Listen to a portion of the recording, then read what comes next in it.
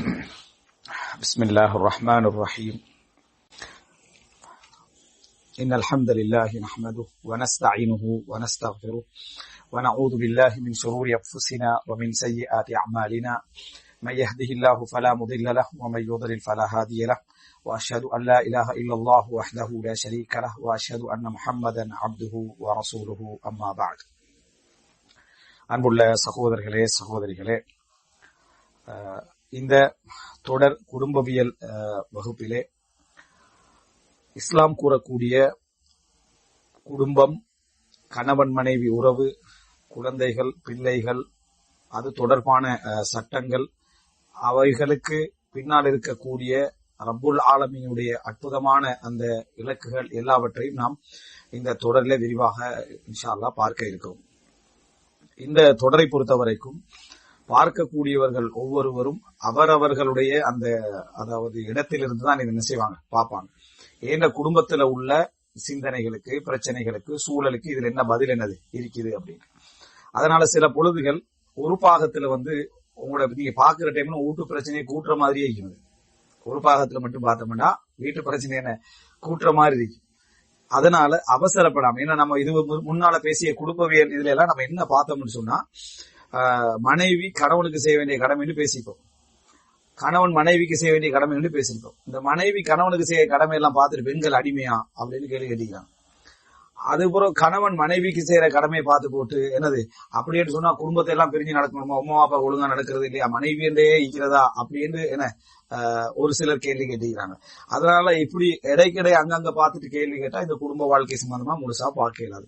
ஒன்றில் நம்ம ஒரு கருத்து தெரிவிக்க போறோம்னா இது குர்ஆனுக்கு மாத்தமா இருக்குது, இது ஹதீஸுக்கு மாத்தமா இருக்குது அப்படி என்று சொன்னா நம்ம அந்த கருத்தை என்ன செய்யலாம், நம்ம தெரிவிச்சு. இல்லையா இதை முழுசா நம்ம பார்ப்போம், அல்லது நமக்கு தேவையான சப்ஜெக்ட்ல எந்த பாகத்துல இருக்குது அதை பார்ப்போம் அப்படின்னு சொல்லி நம்ம இது ஒரு 100 பாகங்களுக்கு ஒரு மேற்பட்ட தொடராக இது என்ன செய்யும், இது பதிவு செய்யப்படும். அப்ப அதனால இதுல நீங்க பாக்குற சந்தர்ப்பங்கள்ல எல்லா குடும்பவியல் இன்ஷா அல்லாஹ் குடும்பவியல் சார்ந்த இந்த பிரச்சனைகள்ல அவரவர்களுடைய இடத்திலிருந்து மாத்திரம் பார்க்காமல் ஒரு முழுமை, இது எனக்கும் பலன், இந்த பிள்ளைக்கும் பலன், அதே போல என்ன சமூகத்துக்கு பலன், நமது உறவுகளுக்கு பலன் என்ற இடத்திலிருந்து நம்ம என்ன செய்யற பார்க்கணும். ஏன்னா சில விஷயங்களை பொறுத்த வரைக்கும் நம்ம இடத்திலிருந்து மட்டும் நம்ம பாக்குற டைம்ல குடும்பவியலே அப்படித்தான் யோசிக்கிறாங்க முழுசாவே. இப்ப உதாரணமா ஒரு பிள்ளை ஒரு கணவன், அதாவது தந்த பிள்ளை தனக்கு சார்பா இருக்கணும்னு நினைக்கக்கூடிய மனைவி, தந்த பிள்ளை தனக்கு சார்பா இருக்கணும், தனக்கு இரக்கமா இருக்கணும்னு நினைக்கக்கூடிய மனைவி, தந்த கணவன் அவருடைய தாய்க்கு சார்பா இருக்கணும்னு நினைக்கிறாங்க. இல்ல, அதுவும் என்னது, அதாவது இதே சப்ஜெக்ட்ல வாரதுதான். மனைவியுடைய இப்ப எப்படி இந்த மனைவியுடைய பிள்ளைய அவ விரும்புறாவோ அதே போல உங்கள் கணவன் இன்னொருடைய பிள்ளை, அதே போல கணவனும் என்னது பெற்றோர்களுடைய முக்கியத்துவம் எல்லாம் மனைவிட்ட சொல்றது. அது பார்த்தா அவருடைய பெற்றோருடைய முக்கியத்துவம் மட்டும்தான். மனைவி தந்த பெற்றோருடைய முக்கியத்துவத்துக்கு நடந்துகிற சப்ஜெக்ட்ல எதுவும் இல்லை. இந்த மாதிரி அவர்களுடைய இடத்தில் சொத்து பிரிக்கிற சந்தர்ப்பத்தை எப்படி யோசிப்பாங்க அப்படின்னு சொன்னால், இஸ்லாம் சொத்து சொல்றீங்கன்னா பிள்ளைகளுக்கு பிரிக்கணும்னு சொல்லு. கணவனுடைய சகோதர சகோதரிக்கு சொத்து போற டைம்ல அது ஏன் அங்க சொத்து போகணும் அப்படின்ற ஒரு கேள்வி அங்க என்ன செஞ்சு உருவாக்கு. நம்ம தானே அவரோட வாழ்றோம், ஆனா முந்தின ஒரு 20 வருஷம் அவங்களோட வாழ்ந்துக்கிறாங்கன்றத என்ன செய்யறது இல்ல, யோசிக்கிறதுல. பிந்தின 20 வருஷம் அவனோட வாழ்ந்துக்கிறாங்க, ஆரம்பத்துல 20 வருஷம் அங்க வாழ்ந்துக்கிறாங்க. அதே போலதான் மனைவியுடைய சப்ஜெக்டும் அல்லாஹு தஆலாவே குர்ஆனுடைய அதுல நீங்க பார்க்கலாம் என்று சொன்னால், அதாவது இந்த உங்க பெற்றோர்களா பிள்ளைகளா உங்களுக்கு யார் அதிக பயனளிப்பார்கள் என்பது உங்களுக்கு தெரியாதென்றால். எனவே குடும்ப வாழ்க்கையை பொறுத்த வரைக்கும் அந்தந்த ஏங்கல்ல இருந்து பார்த்து விமர்சிச்சிடக்கூடாது. சில நேரத்துல சிலர் என்ன செய்வாங்கன்னா, மனைவிமார்கள் எப்படி கணவன்மாரோடு என்னென்ன மாதிரி நடந்து கொள்றாங்க, என்னென்ன தவறு என்ன மாதிரி நம்ம பேசினேன். அப்ப ஒரு சிலர் என்ன செஞ்சாங்க, ஒரு பெரிய கட்டுரை இங்கிலீஷ்ல எழுதி அனுப்பியிருந்தாங்க. எனது மனைவி அப்படி இல்லை, என்ன மனைவி எனக்கு எவ்வளவு தியாகம் செஞ்சுக்கிறா, அப்படி செஞ்சுக்கிறா இப்படி செஞ்சுக்கிறான்னு அனுப்பினாங்க. அப்ப என்ன நினைச்சுக்கணும், என்ன மனைவி வரமாட்டான்னு நினைக்கணும். இந்த பயானை மாத்தணும்னு நினைக்கப்படாது, சரியா? ஏன் மனைவி அதுல வரமாட்டாங்க அப்படின்னு நினைக்கணும். இப்படி ஒவ்வொருத்தரும் ஒவ்வொரு இடத்துல இருக்கிறாங்க. நம்ம குடும்பவியல் பேசி கிடைத்த அந்த அனுபவங்கள்லயே நம்ம என்ன புரிஞ்சுக்கொள்றோம்னு சொன்னா, அவர்கள் அவங்க இடத்துல என்ன பாக்குறாங்க. அதே போல என்ன இந்த அதாவது ஹைருக்கும் லியஹ்லி, உங்கள் சிறந்த உங்கள் மனைவியிட சிறந்தவர் என்றது அந்த மனைவி சர்டிபிகேட் வழங்கணும் என்றதல்ல, நம்ம நல்ல முறையில நடக்கணும் அப்படின்றதுக்கு ரசூலுல்லாஹ் சொன்னாங்கன்னு சொல்றோம். அப்ப ஒரு சகோதரர் சொல்றாரு என்ன, இந்த ஹதீஸுக்கு இப்பதான் இந்த விளக்கு தெரியும், நான் இதுவரைக்கும் என்ன நினைச்சிருந்தேன், மிச்ச கவலையில இருந்து இந்த ஹதீஸ் ரசூலுல்லாஹ் அப்படி சொல்லிக்கிறானா நான் மோசமானவனா அப்படின்னு ஒரு கவலையில இருந்தேன். என்னடான்னு பார்த்தேன்னு சொன்னா, அவரோட வீட்டுல பக்கத்து வீட்டுல ஒருவர் சாராயம் குடிக்கிறது எனது மார்க்கத்துல சம்பந்தம் இல்லைன்றது இப்படிதான்.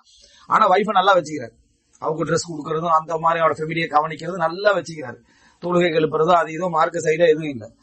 அப்ப அவன் நல்ல ஒரு சாட்டிஸ்பேக்ஷனோட நல்ல திருப்தியோட அந்த மார்க்கம் இல்லாத கணவனோட அவ எப்படி பாராட்டுறது அந்த கணவரை? இவர மனைவி இவரை பாராட்டுறது இல்ல. சரியா, நீங்க எப்ப பார்த்தாலும் தொழுங்க, நோன்பு முடியுங்க, அது செய்யுங்க, இது செய்யுங்கன்னு மார்க்கம் என்ன செய்றீங்க, இருக்கிறீங்க, நல்ல முறையில நடந்தாலும் அந்த மாதிரி நடந்து கொள்றீங்களே அப்படி என்று சொல்லி என்ன ஒரு ஒரு சப்ஜெக்ட் என்ன செய்யறாங்க சொல்றாங்க. இதே நீங்க எடுத்து பாத்தீங்கன்னு சொன்னா இந்த ஹதீஸை கேட்ட போறதான் எனக்கு விளங்குது அவங்க எல்லாம் சான்றிதழ் தர வேண்டிய அவசியம் இல்லைன்னு எனக்கு இப்பதான் விளங்குது. அப்பதான் சொல்லுவாங்க அதைத்தான் சொல்லிக்கிறாங்களா அப்படி என்றார். அப்போ ஒவ்வொருவருக்கும் ஒவ்வொரு ஹதீஸ் அது மாதிரி சொல்ல. அதே போல இந்த மனைவி கஷ்டப்பட்டு புள்ள பெத்துக்கிறான். அதை இந்த கஷ்டப்பட்டு புள்ள பெற்றுக்கொள்ற அந்த சம்பவத்தை பாத்தீங்கன்னா அவங்களோட மனைவி எவ்வளவு கஷ்டப்பட்டு புள்ள பெற்றுக்கிறார், எனவே நீங்க நன்றியோட நடக்கணும் சொல்லி என்னது அதை சொல்றது. இப்படி எங்கேயாவது இருக்குதா? இப்படி எங்கேயும் இல்ல.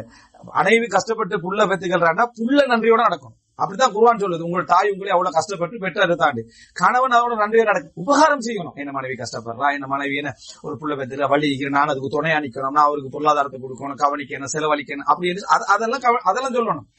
ஆனா இஸ்லாம் மனைவி என்னது, அதாவது கர்ப்பிணியா இருக்கக்குள்ள மனைவியை தலாக் பண்றதை பத்தி பேசுது. அப்ப இறக்கமில்லாத சட்டத்தை இஸ்லாம் சொல்லுது. 9 மாசம் நிறை கர்ப்பிணியா இருக்கிறா, அவன் விவாகரத்து செய்யலாமான்னு இஸ்லாம். இதே சப்ஜெக்ட் தாய்க்கு சொல்லுமா? இதே சப்ஜெக்ட் விவாகரத்து இல்லாட்டி வேற நம்ம ஒரு 20 வயசுல வைக்கிறோம், என் தாய் என்னது இன்னொரு புள்ளைய பெத்து எடுக்கிறா, அந்த நேரத்துல நீங்க என்ன தாயை விட்டு தூரமாகலாம், அங்க போகலாம் இங்க போகலாம்னு சொல்லாது. தாயோடு இருந்து உனக்கு நீதான் கவனிக்க வேண்டியது, நீ கவனின்னு சொல்லும். ஏன்னா இது வேற அது வேற. இப்படி சம்பந்தம் இல்லாத சப்ஜெக்ட் தங்களோட பேச்சாளர்கள் கூட, மார்க்கத்தை பேசக்கூடியவங்க கூட தங்களோட இடத்துல இருந்து இதை என்ன செய்யறாங்க, இந்த குடும்பவியலை அப்படி பாக்குறாங்க. அதே போல என்ன பலதார திருமணம் எடுத்து பாருங்க. ரசூல் ஸல்லல்லாஹு அலைஹி வஸல்லம் காலத்துல இருந்து பார்த்து அந்த சஹாபாக்கள் அவ்வளவு திருமணம் முடிச்சாங்க. என்ன பலதார திருமணத்துக்கு அந்த சஹாபி பெண்கள் எல்லாம் என்ன செஞ்சாங்க, அமைதியாக இருந்தாங்க அப்படின்னு சொல்றது. அப்ப அந்த காலத்தை நம்ம பின்பற்ற வரணும்ன்றது. ஆனா இது 2ஆம் திருமணத்துல மட்டும்தான் அந்த காலத்தை பின்பற்ற வரணும். அவங்களோட இடத்துலயும் பாக்குறாங்க. சரி, முதலாம் திருமணம் எல்லாம் அவங்க எத்தனை வயசுல முடிச்சாங்க? 13 வயசுல முடிச்சாங்க, 12 வயசுல முடிச்சாங்க, 11 வயசுல முடிச்சாங்க, 6ல முடிச்சாங்க, 9ல முடிச்சாங்க. ஆனா முதலாம் திருமணத்துல பாத்தீங்கன்னா அவங்களோட பிள்ளை எல்லாம் காலேஜ்ல படிச்சுட்டு இருக்கீங்க முடிக்காம. அங்கெல்லாம் சலாபுகள் இல்ல, அங்கெல்லாம் சஹாபாக்கள் இல்ல. அப்ப தங்களோட இடத்துல இருந்து மட்டும்தான் குடும்ப வாழ்க்கை என்ன செய்யறாங்க, பாக்குறாங்க. அப்ப இதெல்லாம் குடும்ப வாழ்க்கைன்னு சொல்றேன். குடும்ப வாழ்க்கையில உங்களோட குடும்பத்துக்கு மட்டும் இறங்கின சட்டம் அல்லது, அது உலகத்தில் உள்ள அவரவர்களுடைய அத்தனை மக்களையும் சார்ந்து எல்லாம் சட்டம் சொல்லுவான். நல்ல இறக்கமாக ஒரு ஃபேமிலி இருந்துட்டு அவங்களுக்கு தலாக்க பார்த்தோன்னு என்ன செய்யும், என்ன இப்படி ஒரு சட்டம் இஸ்லாம் தலாக்க சொல்லிக்கேன்னு சொல்லு. வெறுப்பான ஒருத்தர் இருப்பாரு, தலாக்க பார்த்தீங்கன்னா அல்ஹம்துலில்லாஹ் ஆடுவாங்க. அப்ப இஸ்லாம் என்னது, அவங்களோட விருப்பத்துக்கு ஏற்ற மாதிரி சட்டம் சொல்லு. எல்லாருக்கும் அதுல சட்டம், உனக்கு ஒரு பகுதி உனக்கு இருக்கு, உனக்குள்ள பகுதி உனக்கு இருக்கு, எல்லாமே உனக்கு தான் சொல்லப்பட்டேன்னு என்ன செய்யக்கூடாது, விளங்கக்கூடாது. அப்ப இதே மாதிரிதான் இந்த பலதார திருமணத்தை என்ன செய்யறது பாக்குறது. நீங்க நிறைய பார்க்கலாம். என்னன்னு சொன்னால் இந்த மாதிரி பலதார திருமண விஷயத்திலையும் என்ன அந்த சஹாபாக்கள் அப்படி நடந்து கொண்டாரு, இப்படி நடந்து கொண்டா. ரசூல் ஸல்லல்லாஹு அலைஹி வஸல்லம் 6 வயசுல திருமணம் முடிச்சாங்க. 6 வயசுல உள்ளவங்களை திருமணம் முடிச்சாங்க, ஆயிஷா ரலியல்லாஹு அன்ஹா. அதே ரசூல் ஸல்லல்லாஹு அலைஹி வஸல்லம் தண்ட மகளை சின்ன வயசுல முடிச்சு கொடுக்க விரும்பல, அதாவது அபூபக்கர் ரலியல்லாஹு அன்ஹு, உமர் ரலியல்லாஹு அன்ஹு. அப்ப ரசூல் ஸல்லல்லாஹு அலைஹி வஸல்லம் அதை எப்படி பார்த்தாங்க, செஞ்ச ரசூலுல்லாஹி ஸல்லல்லாஹு அலைஹி வஸல்லம் தண்ட மகளுக்கு வேற ஒரு சட்டத்தை அப்ளை பண்றாங்க. ஃபாத்திமா ரலியல்லாஹு அன்ஹா ரசூலுல்லாஹி ஸல்லல்லாஹு அலைஹி வஸல்லம் அவர்கள்ட்ட என்ன சொல்றாங்க, மக்கள் எல்லாம் சொல்றாங்க, இன்னக லா தக்து பி பனாத்திக், உங்களோட மகளுக்கு நீங்க என்ன செய்றீங்க, கோபப்படுறீங்களன்னு எல்லா மக்களும் பேசுறாங்கன்றாங்க. அப்ப ஃபாத்திமா ரலியல்லாஹு அன்ஹா தர்பியாவா கொடுக்கணும். அதெல்லாம் அது பெண்களுடைய இயல்பு என்ன மாதிரி சட்டம். எனவே முதல் அட்வைஸ் இந்த குடும்பவியலை பார்க்கக்கூடிய யாராக இருந்தாலும் அவங்களுக்கு எல்லாம் முதல் உபதேசம், இதுல அவர்கள் அவங்களோட பிரச்சனைக்கு என்ன மார்க்கம் சொல்லப்பட்டிருக்கிறதா தேடுவீங்க, அது சரி. ஆனா தேடுற டைம்ல உங்களுக்கு எதிரான மாதிரியான ஒரு சட்டத்தை பாக்குற டைம்ல இப்படி இஸ்லாம் சொல்லிக்காதுன்னு நீங்க நினைக்கிறத அர்த்தம் என்ன தெரியுமா, இஸ்லாம் உங்களுக்கு மட்டும் இறங்கின மார்க்கம்னு நினைக்கிறீங்கன்னு அர்த்தம். அப்படி இல்ல. நீங்க என்ன செய்ய, என்னுடைய பிரச்சனைக்கு இதுல என்ன தீர்வு இருக்குது, ரைட், குர்ஆன் சொன்னால அப்ப இதான தீர்வு, அப்ப அதை நம்ம ஏத்துக்கிட்டு போறோம்னு அதுல மட்டும் நிக்கணும். இந்த மாதிரி எல்லா விஷயத்தையும் பேச்சாளர்கள் கூட, மார்க்கத்தை ஒரே நிகழ்த்தக்கூடியவர்கள் கூட என்ன இந்த மாதிரி அணுகிறத பாக்குறோம். உதாரணமா என்னது, காதலுக்கு சம்பந்தமா ஒரு தலைப்பு பேசுறது. அப்படி பேசுறதுல ஹதீஜா எல்லாம் ரசூலுல்லாஹ் காதலிச்சாங்க அப்படின்றது எங்க இருக்கு? எந்த வரலாற்று ஆசிரியர் இப்னு ஹிஷாம் சொன்னாரா, இப்னு இஸ்ஹாக் சொன்னாரா, அல்லது இமாம் இப்னு கதீர் சொன்னாரா, இமாம் தபரி சொன்னாரா? இஷ்கன்ற வார்த்தை ரசூலுல்லாஹ் வரலாற்றுல எங்கேயா யூஸ் பண்ணப்பட்டீங்க? இஷ்கன்றது இல்ல. அப்ப ரசூல் ஸல்லல்லாஹு அலைஹி வஸல்லம் ஹதீஜா எல்லாம் காதலித்தார்கள். அப்ப ஆயிஷா ரலியல்லாஹு காதலிச்சாங்களா இல்லையா? 11 மனைவியை காதலிச்சாங்களா? 11 மனைவி காதலை நீங்க அனுமதிப்பீங்களா? 11 பெண்களை காதலித்தல் அனுமதிப்பீங்களா? அனுமதிக்க மாட்டீங்க. அப்ப ஹதீஜால மட்டும் தானே காதலிச்சு, மத்த 10 பேரு அதெல்லாம் காதல் இல்லையா? அப்ப இது என்னன்னா நமக்குரிய தேவையில் மூசா அலைஹிஸ்ஸலாம் மூசா அலைஹிஸ்ஸலாத்தின் ஹலால் காதல், மூசா அலைஹிஸ்ஸலாத்துடைய ஹலால் காதல் அப்படி என்று சொல்லி அதை கொண்டு போய் என்ன செய்யறது, அதுல ஃபிட் பண்றது. என்னடா ஹலால் காதல் பார்த்தா அதுதான் 10 வருஷம் மஹர் கொடுக்கறது. ஹலால் காதல் 10 வருஷம் மஹர் கொடுத்து செய்யுங்களே, விளங்கிட்டா? அது காதல் சப்ஜெக்டே இல்ல. அதுல என்ன வருதுன்னா, என் 2 மகள்ல ஒரு ஆளை உங்களுக்கு நான் முடிச்சு வைப்பேன், அப்படி அளவு பண்றது. காதல்ன்றது 2 மகள்ல ஒரு ஆள் லவ் பண்ணிக்கங்கடா சொல்றது. இஹ்தபினத்தையாத்தை, இந்த 2 மகள்ல ஒரு மகளை உங்களுக்கு நான் முடிச்சு வைப்பேன்றாரு. அப்போ சம்பந்தம் இல்லாம நமக்கு ஏத்த மாதிரியான விளக்கங்களை என்ன செய்யறது, அதுல வந்து நம்ம ஏற்றிக்கொள்றத பாக்குறோம். எனவே எப்பயும் குடும்பவியல நீங்க எந்த தலைப்பு கேட்டாலும் சரி, நான் இந்த சம்பந்தமாக நீங்க இருக்க வேண்டியது குர்ஆன் என்ன சொல்லுது, ஹதீஸ் என்ன சொல்லுது, ஃபிக்ஹ் என்ன சொல்லுது, இது முழுசா நம்ம கேட்கணும். அப்போ ஒன்றில் எங்களுக்கு முழுமையான ஒரு knowledge கிடைக்கும். அல்லது நம்மளோட பிரச்சனையை பொறுத்த வரைக்கும் நம்மள அந்த சப்ஜெக்டை மட்டும் நம்ம என்ன செய்யணும், அதை நம்ம எடுத்துக்கொள்ளணும். இதுதான் நம்ம யோசிக்க வேண்டிய விஷயம். இது முதல் முன்னுரை. பிரச்சனைகளை நீங்க கேட்கிற நேரத்துல, பிரச்சனைகளை படிக்கிற நேரத்துல, இது என்னோட சம்பந்தப்பட்டதுல இன்னொருவருக்கான பிரச்சனை அப்படின்னு நீங்க நினைங்க, விளங்கிட்டா? அப்ப அது அவருக்குரியதா. ஏன்னா மனைவிக்கு இந்த பண்புகள் இல்லை அப்படின்னா உங்களோட மனைவிக்கு இந்த பண்புகள் இல்லாத தீர்ப்பை இஸ்லாம் என்ன செஞ்சீங்க, வேற இடங்கள்ல என்ன செஞ்சீங்க சொல்லி. ஹதீஜா ரலியல்லாஹு இருக்க கூட ரசூல் ஸல்லல்லாஹு அலைஹி வஸல்லம் இன்னொரு திருமணம் முடிக்கல. மற்ற பெண்கள் இருக்கிற டைம்ல இன்னொரு திருமணம் முடிக்கிறாங்க. அதுல முன்னுதாரணங்கள் இருக்குது. அப்ப ஒவ்வொருவருக்கும் ஒவ்வொரு காலகட்ட அடிப்படையில எல்லாமே என்ன செய்யுது இருக்குது. இது முதலாவது அம்சம். குடும்பவியலை பார்க்கிற நேரத்துல இது முதலாவது ஆழ்மனதில் பதிய வைத்துக் கொள்ளுங்க. ஒன்றோடொன்று மோதிக்கொள்ற முரண்பாடாக என்ன செஞ்சிட வேண்டாம், ஆக்கிவிட வேண்டாம். அவரவர்களுக்குரிய சட்டத்தை இஸ்லாம் அந்தந்த இடத்துல சொல்லிருக்குது. தலாக் வந்து இஸ்லாம் யாரோட சம்பந்தப்படி சொல்லுது, இதா தல்லக்துமுன் நிசா, நபியே நீங்கள் தலாக் பண்ணினால் அப்படின்னு அல்லாஹ் தஆலா சொல்றான். தலாக் ஒரு மோசமான சப்ஜெக்ட் ஆயிருந்தா ரசூல் அவங்களோட நிஸ்பத் பண்ணி இருக்க மாட்டான்.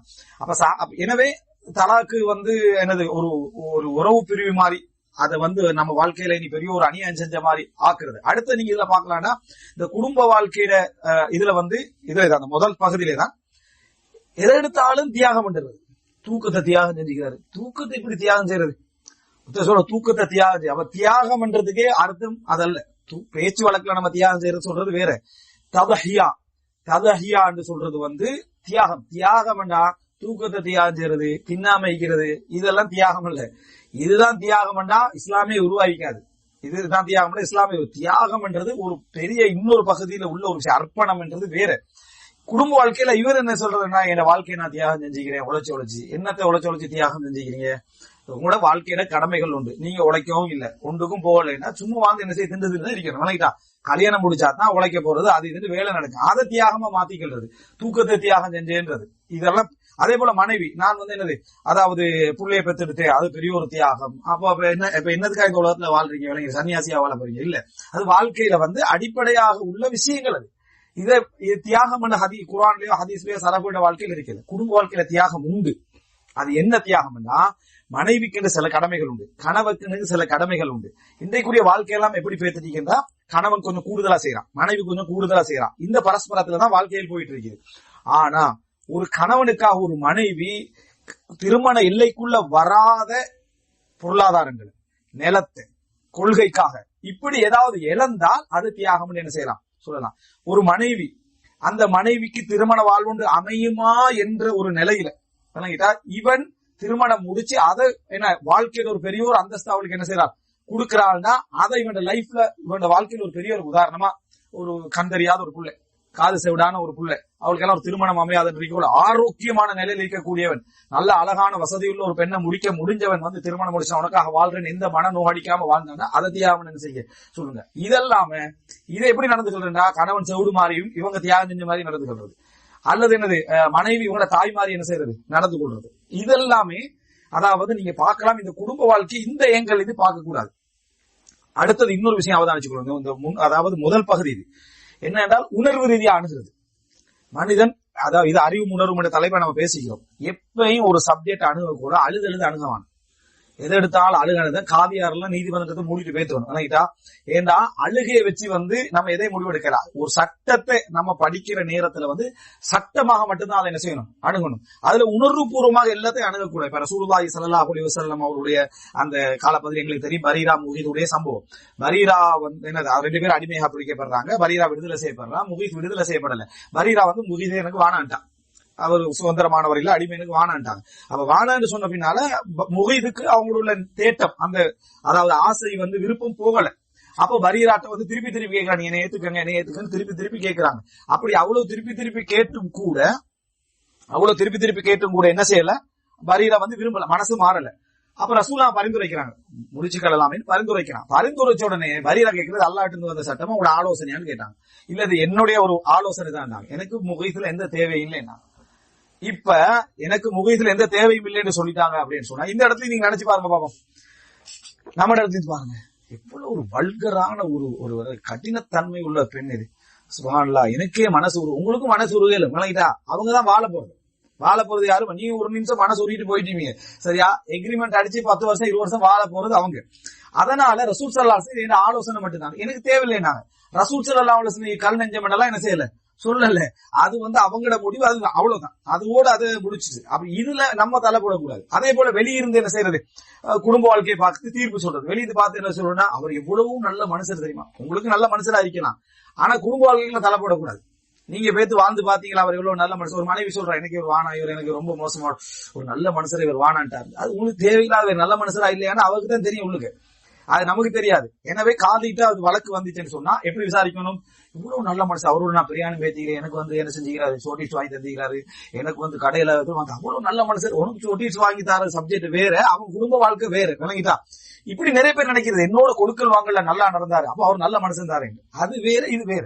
ரசூல் ஸல்லல்லாஹு அலைஹி வஸல்லம் ஒரு பெண்மணி வரா என்ன சொல்றா, நான் இவர் என்ன செய்ய மாட்டேன், மார்க்கெட்ல குறை சொல்லல, அவரோட தீன்ல குறை சொல்லல, நான் இஸ்லாத்துல இருந்துட்டு குஃப்ர் செய்யறத நான் வெறுக்கிறேன் அப்படின்னா எனக்கு அவரோட நன்றியோட நடந்து கொள்ளல, அவரோட நடைமுறையால எனக்கு இருந்து கொள்ளலாம். ரசூல் ஸல்லல்லாஹு அலைஹி வஸல்லம் அவர் சஹாபி, லாத சுப்பு அஸ்ஹாபி, தோழர்களே என்ன செய்ய வேண்டாம், ஏச வேண்டாம். அப்படியா ரசூலுல்லாஹ் சொன்னாங்க. அதெல்லாம் ரசூல் ஸல்லல்லாஹு அலைஹி வஸல்லம் அப்படியா அந்த தோட்டத்தை திருப்பி கொடுப்பீங்களான்னு கேட்டாங்க. திருப்பி கொடுப்பேன், அவரை கூப்பிட்டு தலாக் பண்ண சொல்லிட்டாங்க ரசூலுல்லாஹ். இவ்வளவுதான் அங்க உள்ள என்ன சட்டம். இந்த மாதிரி தான் நம்ம என்னது. ஆனா உணர்வு ரீதியான சில விஷயங்கள் எங்களுக்கு இருக்கும். அவங்களோட வாழ்ந்திருந்தா நல்லா இருந்திருக்குமே, சேர்ந்திருந்தா நல்லா இருந்திருக்குமே, பழகி இருந்தா நல்லா இருந்திருக்குமே. இது வேற, சட்டம் வேற.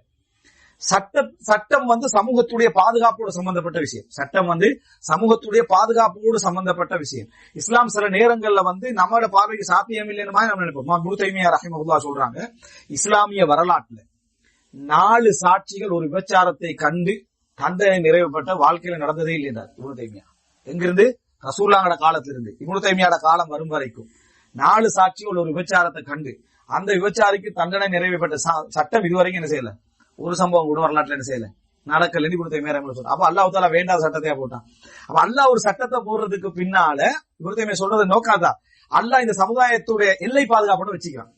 இது கங்களைக்கு போகக்கூடாது, இது ஒரு சமூக கெடுதியாக இது என்ன செய்யக்கூடாது, வளரக்கூடாது. அல்லாஹ் தஆலா பல சட்டங்களுக்கு பின்னால பல நோக்கங்களை, பல இலக்குகள், மகாசீதுகளை வச்சுக்கிறான். எனவே குடும்ப வாழ்க்கையை அணுகிற டைம்ல இந்த உணர்வு பூர்வமான அணுகுதலை விட்டுட்டு, உணர்வு இருக்கணும் கல்வில, அதாவது நேசம், அந்த சென்ஸ் அதெல்லாம் இருக்கணும். ஆனா சட்டம் வர டைம்ல கூடுமா கூடாதா, ஹலாலா ஹராமா, வாஜிபா சுன்னத்தா, இதை நம்ம என்ன செய்ய வேண்டியது, நம்ம பார்க்க வேண்டியிருக்குது. எனவே இந்த அடிப்படையில முதலாவது அம்சம், இந்த குடும்ப வாழ்க்கையுடைய எந்த பகுதியை நீங்க பார்த்தாலும் சரி அந்த அடிப்படையில என்ன செய்யுங்க பாருங்க. அதாவது உங்களுடைய இடத்திலிருந்து அல்லது உணர்வுபூர்வமா உங்களோட பிரச்சனை பார்க்க வேணும், முழுசா பாருங்க. அல்லது உங்களோட சப்ஜெக்ட்ல வரக்கூடிய சட்டத்தை மட்டும் என்ன செய்யுங்க பாருங்க. நீங்க அதுக்கு அந்த சூட் ஆகிற வழிங்களே விட்டுருங்க. என்ன இப்படி பேசுகிறாரு, மனைவி அப்படி இல்லையே, அது உங்களுக்கு மட்டும் பேசல விளங்கிட்டா, இவர் இப்படி பேசி என் கணவர் அப்படி இல்லைன்னு என்ன செய்ய, உங்களுக்கு மட்டும் என்ன செய்யல பேசினதாக இதை நினைக்க வேண்டாம். இந்த அணுகுமுறை தவறானது, பிழையானது என்பதை நம்ம புரிந்து கொள்ள வேண்டிய இது முதலாவது அம்சம். இரண்டாவது, இந்த குடும்பவியல் இதென்று சொல்றது, இப்ப நாம இதுல பேச போறது சட்டங்கள் அல்லது என்ன இந்த திருமணத்துக்கு பின்னால் வரக்கூடிய குழந்தை வளர்ப்பு, அந்த கணவன் மனைவியுடைய உரிமை, இது மட்டுமல்ல. இதுல நம்ம பேச போற சப்ஜெக்ட் என்ன அப்படின்னு சொன்னால், குடும்பம் என்ற தலைப்புக்குள்ள எதெல்லாம் ரிலேட்டட் ஆக முடியுமோ, அதாவது வழிகாட்டலின் அடிப்படையில் எதெல்லாம் ரிலேட்டட் ஆக முடியுமோ அது எல்லாத்தையும், இல்லையா எல்லாமே அதுக்குள்ள வந்துரு. சட்டம் எல்லாமே எடுத்துமண்டா புகாரி டெய்லி பார்த்து பேசி முடிக்கணும், அதல்ல. வழிகாட்டலின் அடிப்படையில எதெல்லாம் ரிலேட்டட் ஆக முடியும். சொத்து பிரிக்கிற சட்டம் அதை எடுத்துக்கணும், அது குடும்பம் தான். அப்ப அது 10 பேச வேண்டிய வரும். அப்படி இல்ல, அதெல்லாம் சுருக்கமா சொல்லுவாங்க அடிப்படையில், அவ்வளவுதான். மற்றபடி வழிகாட்டுற அடிப்படையில எதெல்லாம் ரிலேட்டட் ஆகுமோ அது எல்லாமே இதுல என்ன செய்யப்படும், சம்பந்தப்படும் என்றது இது நம்ம இரண்டாவது என்ன செய்யறோம், நம்ம தெரிந்து கொள்ள வேண்டும். இப்ப இதுல இந்த குடும்ப வாழ்க்கை அப்படின்னு நம்ம எடுக்கிற அந்த நேரத்துல இதுல நம்ம, அதாவது இது ஒரு முன்னுரை பகுதியா எடுக்கலாம், இது ஒரு முதலா பாகமாவும் நீங்க என்ன செய்யலாம், இதை எடுத்துக்கலாம். மிக முக்கியம் குடும்ப இலக்குகளை பத்தி நம்ம படிக்கிற டைம்ல 2 விதமா நம்ம எப்பயும் நம்ம சிந்தனையை சரி செஞ்சுக்கோங்க. ஒன்று, ஈமானிய பார்வையில நம்ம பாக்குறது, மறுமை நம்பிக்கையோடு குடும்ப வாழ்க்கையை பார்க்கிறது, அல்லாஹ்வை நம்பி குடும்ப வாழ்க்கையை பார்க்கிறது, ஒரு தீனுள்ள ஃபெமிலி என்ற அடிப்படையில் குடும்ப வாழ்க்கையை பார்க்கிறது. இஸ்லாம் சம்பந்தப்படாத ஒழுங்குகளுக்குள் இருந்து கொண்டு குடும்ப வாழ்க்கையை பார்க்கிறது. இஸ்லாம் சம்பந்தப்படாத ஒழுங்குக்குள் இருந்து குடும்ப வாழ்க்கையை பார்க்கிற டைம்ல சிலது கம்ப்ளீட்டா பிள்ளையா விளங்கும். ஏன் அது கம்ப்ளீட்டா பிள்ளையா விளங்கும்னா, அது நீங்க நம்ம ஒரு பகுதியை மட்டும் பார்ப்போம், அந்த ஒரு பகுதியை பார்த்தா அது பிழையே தான். உதாரணமா, அல்லாஹ் தஆலா ஆண்களுக்கு பெண்களுக்கு கிடைப்பதை விட 2 மடங்கு சொத்து கொடுன்னு சொல்றான்.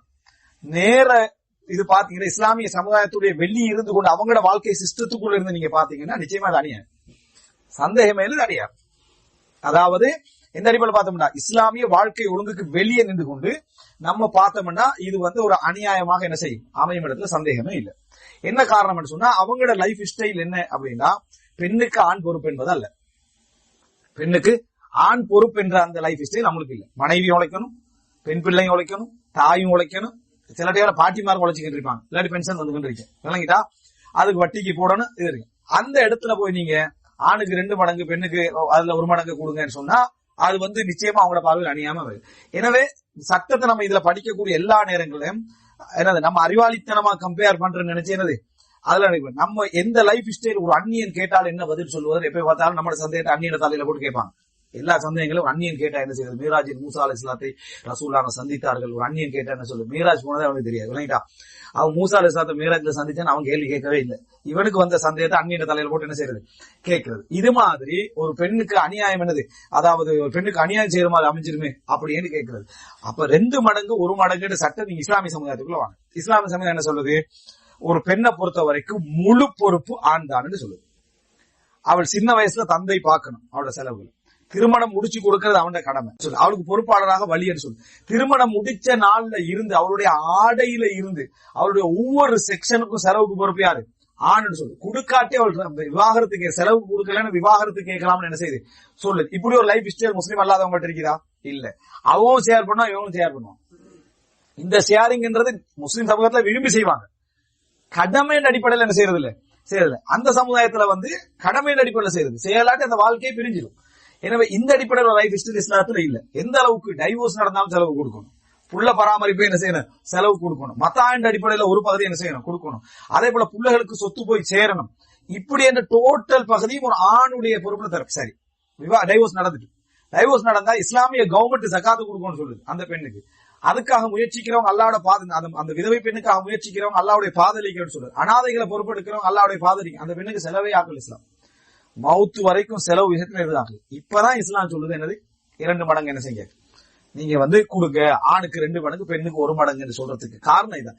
இந்த சட்டத்துக்குள்ள இதை பார்த்தா தான் உங்களுக்கு என்ன செய்யும் அது சரியா. இந்த லைஃப் ஸ்டைல் அப்படியே விட்டுட்டு அங்க போய் இருந்துக்கன்னு இந்த சட்டத்தை பாத்தீங்கன்னு சொன்னா அது அநியாயம் மாதிரி. அதே போலதான் விபச்சாரத்துக்கு மரண தண்டனை கொடுக்கணும் இஸ்லாம் சொல்லுது என்று முஸ்லிம் சமுதாயத்துக்குள்ள வெளி சமுதாயத்துல இருந்து பாத்தீங்கன்னா அந்த ஊர்ல 170% மரண தண்டனை கண்போம் அப்படின்னு ஆகிடும். ஏன் அங்க விபச்சாரம் எந்த அளவுக்கு ஆயிட்டு அப்படின்னு சொன்னால் ரேப் தான் விபச்சாரம் எடுத்து வந்திருக்கு.